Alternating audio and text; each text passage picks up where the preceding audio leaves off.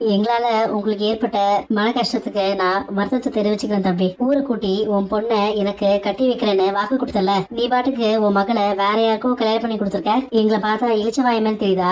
நீங்க தானே கல்யாணத்துக்கு முதல் நாள் வந்து எங்க கிட்ட இருந்து நகைலாம் வாங்கிட்டு போனீங்க. அப்ப பொண்ணை எங்க வீட்டுல தானே கட்டி கொடுத்துருக்கணும். அந்த நகை எல்லாத்தையும் வச்சிருக்கீங்களா இல்லையா? கோவப்படாதீங்கம்மா, நகையெல்லாம் அப்படியேதான் இருக்கு. நானே வந்து உங்க வீட்டுல குடுக்கலான்னு தான் இருந்தேன். கல்யாணத்தை நல்லபடியா முடிச்சு வைக்கிறேன்னு சொல்லிட்டு எங்க கிட்ட கமிஷன் பணம் வாங்குனீங்களே, அதேங்க என்ன மறந்துட்டீங்களா? புருஷன் பொண்டாட்டி நீங்க 2 பேரும் சேர்ந்து தானே வாங்கிட்டு போனீங்க.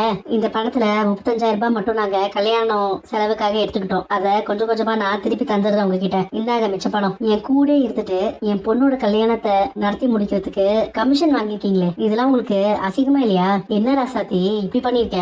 நானே அவளை வீட்டை விட்டு எப்படி துரத்தலான்னு பாத்துக்கிட்டு இருக்கேன். நீங்க என்ன அவளோட துணிமணி எல்லாம் வாங்கிட்டு வந்திருக்கீங்க? எல்லாத்தையும் தூக்கி வெளியில போடுங்க. உனக்கு இந்த வீட்டுல இடம் இல்ல, வெளியில போ. இவ இந்த வீட்டுல இருக்க கூடாதுப்பா. எல்லாரும் நல்லா கேட்டுக்கோங்க. பூங்குடி தான் இந்த வீட்டோட மருமக.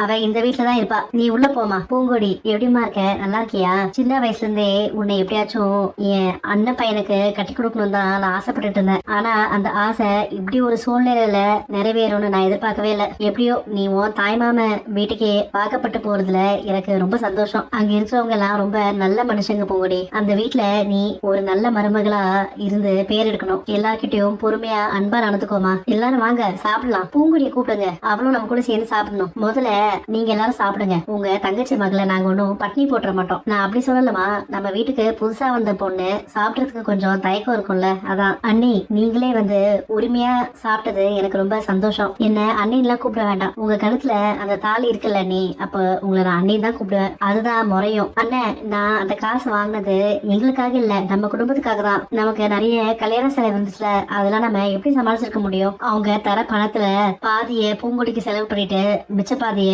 2 பொண்ணுங்களுக்கு ஏதாச்சும் நகை வாங்கி போடலாம் தான் யோசிச்சு வச்சிருந்தேன். அந்த பணத்தை வாங்கி நாங்க வச்சுக்கணும்னு ஒரு நாள் கூட நாங்க யோசிச்சது இல்ல.